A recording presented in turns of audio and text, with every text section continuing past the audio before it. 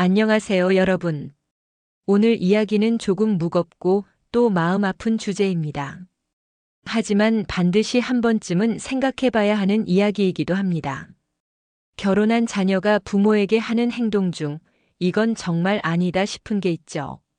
그런데도 그래도 내 자식인데 하면서 참고 또 참고 그렇게 마음만 다쳐가시는 분들이 너무 많습니다. 오늘 영상의 제목처럼 결혼한 자녀가 이렇게 대하면 인연을 끊으셔야 합니다. 이건 자극적인 말이 아니라 당신의 남은 삶을 지키는 최소한의 선이라는 걸 말씀드리고 싶어요. 오늘은 실제 상담 사례, 실화 중심으로 함께 이야기 나눠볼게요. 첫 번째 사례는 병원 갈 때 연락하지 말라는 딸 이야기입니다. 서울에 사시는 76세 정미순 할머니. 남편은 10년 전 먼저 세상을 떠났고 혼자 지내신 지도 꽤 되었어요. 큰딸은 결혼해서 분당에 살고 있고 아들은 미국에 가서 몇 년째 못 들어오고 있습니다. 정미순 할머니는 고혈압에 당뇨, 무릎 퇴행성 관절염까지 있어 매달 정기적으로 병원에 가야 합니다. 지하철 2번 갈아타야 하는 종합병원인데 그날따라 허리까지 아파서 택시를 타려다가 딸에게 전화를 했습니다. 얘야, 이번 주말에 병원 좀 같이 가줄래? 검사도 있고. 딸은 한숨을 내쉬며 말했대요. 엄마, 나 요즘 진짜 바빠. 애 학원에 남편 출장에 정신없어. 그리고는 덧붙였습니다. 병원 좀 혼자 가면 안 돼? 나 엄마 간병인 아니잖아. 그 말을 듣고 정미순 할머니는 한참 동안 아무 말도 못 하셨답니다. 며칠 뒤 다시 연락해도 읽고 답이 없습니다. 전화해도 안 받습니다. 카톡엔 가족보다 나 자신이 먼저라는 문구가 떡하니 떠 있어요. 정미순 할머니는 말씀하셨습니다. 그럼에도 불구하고 그 아이 키우던 시절이 자꾸 떠올라. 감기 걸리면 밤새 물수건으로 이마 닦아주고 학원비가 밀려도 빚내서 냈지. 그런 딸이 지금은 자신을 외면하고 도움 한 번 요청했다는 이유로 귀찮아하는 겁니다. 이게 정말 자식이 할 행동일까요? 정미순 할머니는 그 후 병원 갈 땐 혼자 말없이 택시를 타고 다니십니다. 아픈 다리로 덜컹거리는 차 속에서 눈물도 흐르고 가슴도 아프고 그런 하루가 이어진다고 하셨어요. 두 번째 사례는 아들 부부의 무료 육아 도우미로 전락한 엄마라는 사연입니다. 경기도 용인에 사는 김 여사님은 올해 68세.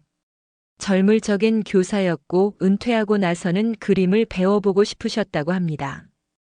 여유도 좀 있고 딸처럼 예쁜 손주도 태어났고 그래서 아들이 손주 봐달라고 했을 때 기쁘게 도와주셨어요. 하지만 그게 6년 전입니다. 지금도 여전히 아침 7시부터 밤 9시까지 손주를 봐주고 계십니다.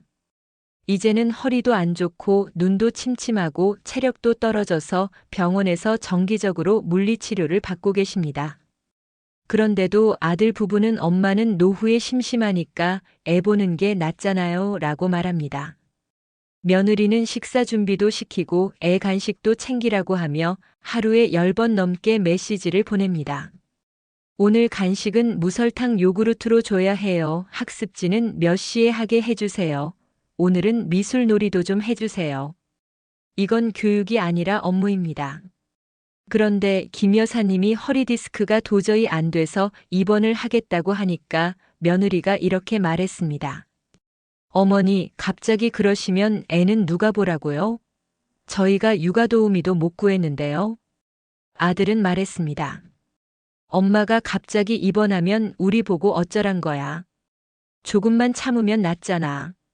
그 말을 듣고 김 여사님은 결국 입원을 미뤘습니다. 자식이 무서워서 병을 참고 있는 겁니다. 그리고는 말하셨어요. 나는 애한테 해주면서 기쁘고 감사했는데 그 아이들은 나를 그냥 돌봄 서비스로만 생각했던 것 같아.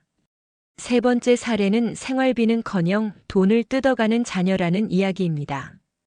부산에 사시는 이영수 어르신 부부. 70대 중반이신 두 분은 평생 맞벌이로 성실하게 살면서 모은 퇴직금으로 전세 아파트에 조용히 살고 계십니다. 유일한 자랑은 하나뿐인 아들이었죠. 그 아들이 결혼하고 몇 년은 조용했습니다. 그러다 3년 전 전화가 왔어요. 아버지, 저 사업 한번 해보고 싶어요. 자금이 조금 부족한데 도와주실 수 있으세요? 두 분은 고민 끝에 2천만 원을 보탰습니다. 그런데 1년 뒤 사업이 잘 안 된다며 또 1천만 원, 그리고 또 총 5천만 원 가까운 돈이 나갔습니다. 그 과정에서 자식인데 이 정도도 못 도와주냐는 말까지 들었습니다. 그리고 최근엔 아버지 명의로 대출 좀 받아주세요. 아버지 집은 신용도 높으니까 괜찮잖아요. 이영수 어르신은 아들 말이 가시처럼 박혔다고 하셨어요. 아버지 돈도 결국은 제 몫이잖아요.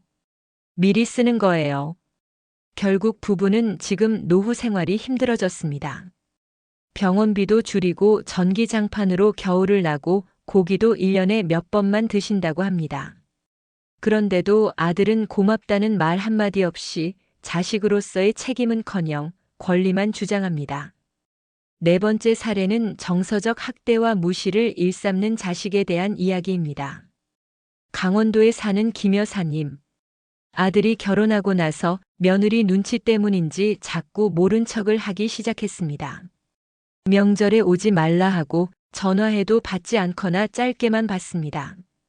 어느 날 용기 내서 보고 싶다고 문자했더니 며느리에게서 이런 답이 왔습니다. 어머님, 저희도 삶이 있어요. 연락은 필요할 때만 부탁드려요. 그 이후로 김 여사님은 본인의 존재 자체가 자식에게 민폐라는 생각이 들기 시작했습니다. 심지어 손주 생일날 케이크라도 보내려고 하니 우리는 비건입니다. 설탕도 안 먹입니다라며 정중한 무시를 하더랍니다. 김 여사님은 그렇게 말씀하셨어요. 아들이 이렇게 낯선 사람이 될 줄 몰랐어. 말을 아끼면 아끼는 대로 표현하면 표현한 대로 부담스럽대. 이제 나는 어디에 있어야 할지 모르겠어. 마지막 사례는 관계를 정리하고 다시 삶을 되찾은 어머니라는 사연입니다. 조 여사님은 70세 서울에 사시는 분입니다. 결혼한 딸에게 오랜 시간 헌신해 왔습니다. 손주 학교 준비물 챙기고 병원도 데려다주고 때로는 딸 부부의 부부싸움 중재까지 했습니다. 그러다 조 여사님이 허리 통증으로 입원하게 됐는데 딸은 한 번도 병문안을 오지 않았습니다. 퇴원하고 전화를 했더니 엄마, 나도 힘들어. 엄마까지 챙길 여유가 없어. 라고 말하더랍니다. 그 순간 조 여사님은 무너졌습니다. 나는 평생을 내 곁에 있었는데 너는 단 한 번도 내 곁에 없었구나. 그날 이후 연락을 끊었습니다. 처음엔 공허하고 울기도 했지만 이제는 친구들과 요가를 배우고 문화센터도 다니며 진짜 내 삶을 살아가기 시작했답니다. 1년 후 딸이 연락을 했습니다. 엄마 요즘 어떻게 지내세요? 엄마 없는 삶이 너무 허전해요. 조 여사님은 웃으면서 이렇게 말하셨습니다. 엄마도 이제 엄마 인생을 살아야지. 사랑도 주고 받는 거란다. 여러분, 부모라고 해서 다 참아야 하는 건 아닙니다. 자식이라도 선을 넘으면 관계를 재정비해야 합니다. 그게 죄가 아니라 당신을 위한 최소한의 선택입니다. 이 영상이 누군가에게는 큰 결심의 계기가 또 누군가에겐 위로와 용기의 말이 되길 바랍니다. 여러분, 당신의 삶을 가장 소중히 여겨주세요. 지금부터는 자식이 아니라 나 자신을 위해 살아야 합니다. 영상이 도움이 되셨다면 구독과 좋아요 눌러주시고 댓글로 여러분의 이야기 남겨주세요. 다음 영상에서 또 인사드릴게요. 끝까지 시청해주셔서 감사합니다.